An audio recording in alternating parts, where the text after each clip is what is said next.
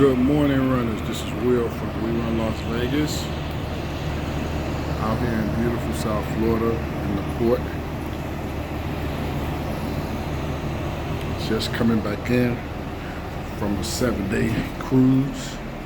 And people want to know my opinion on cruising versus other vacations. I do a lot of traveling. Vegas is probably one of my go-to destinations.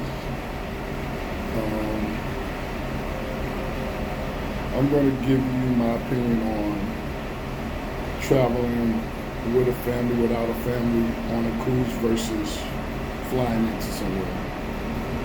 Cruise line, I think, is the best value, the best bang for your buck, especially if you're in the city where a cruise leaves from, because you save on the flight itself, you save on hotel. Just go to the port and jump on the ship, and your room is paid for, the food is paid for, your entertainment is paid for. Everything is included in the price of the room. Flying, like I fly to Vegas, round trip airline ticket may run me $600. Hotel may run me a couple of $1,000, depending on how long I'm out there. About the 3 or 4 days, it's a couple of $1,000. Then entertainment and food, I might spend a few $1,000s. So going to Vegas versus getting on a cruise line, you have gambling here, you have entertainment, they have shows. And you're coming with your family, especially on Carnival, they have Carnival Camp Ocean for the kids, and that's free. I don't want to say free, but it's included in your price of your room. Typical room with a balcony on Carnival, I say about $1,000, $500 a person. And what ends up happening is, say your room double occupancy is $1,000, but if you have 3 or more, it gets divided up to, it may end up being like $300-400 a person, because the room tax and all of that they add in on that person, but the room itself is $1,000. So you end up spending $1,000, maybe $1,500 for a family of 4. All your meals are taken care of. Entertainment, even for the most part, they take care of your kids if you want to do something as a couple or with your spouse or significant other. You want to get rid of the kids for a few hours, they'll take care of the kids. All that's included in. So I think you get the best bang for your buck with a cruise.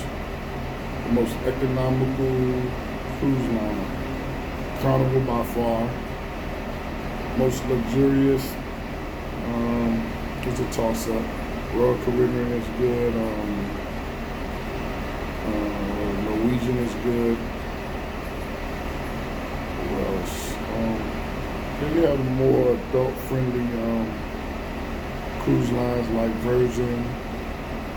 Kid-friendly would be Disney. Disney is very expensive. I tell people, you really have to plan for Disney. Disney is very expensive. A lot of upcharges with Disney as well. But like I said, if you're doing first-timers, or you're doing a girls trip, guys trip, Carnival is probably the way to go. Probably the best thing for you, but get on one of the ships leaving out of Fort Lauderdale, Miami. And I don't know if Carnival has that many ships leaving out of Fort Lauderdale anymore like they used to. But I know you can leave out of Miami, and that's like the hub now down here. But anywhere that there's a Carnival ship, Carnival is, I tell people, it's bang for your buck. You're going to get your nightclub, you're going to get your bars, everything. Drinks depends on how you budget for your drinks. They have a thing where you can prepay for your drinks, and when I say prepay, it's like a package deal that they give you if you're a drinker of alcohol, I should say. The kids is fountain drinks. You can bring fountain drinks on yourself. You can bring bottles of water, so you're not spending that extra money on that. But like I say, Carnival is probably the way to go. What else I can say about cruising? there's tons of stuff to do. Like I said, if you're bringing a kid or your family, there's tons of stuff to do on a cruise line. One of the cons about it is when you're going to a destination, you get between 4-12 hours.